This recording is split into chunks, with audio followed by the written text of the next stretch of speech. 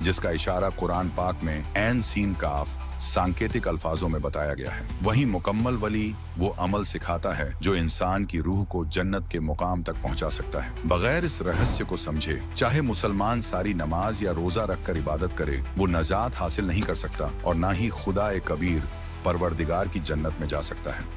नाजरीन, कुरान का हकीकी मकसद इंसान को खुदा ए कबीर जी का सही रास्ता दिखाना। कुरान पाक महज नेकी के अमल की तालीम नहीं देता, बल्कि ये इबादत का मुकम्मल तरीका भी पेश करता है। ये मुकम्मल तरीका आज के दौर में बाखबर संत रामपाल जी महाराज ने खुलकर बताया है। ऐ मोमिनो, अल्लाह कबीर जी हमें इस हकीकत को समझने और सही रास्ता अपनाने की तौफीक अता फरमाए, आमीन।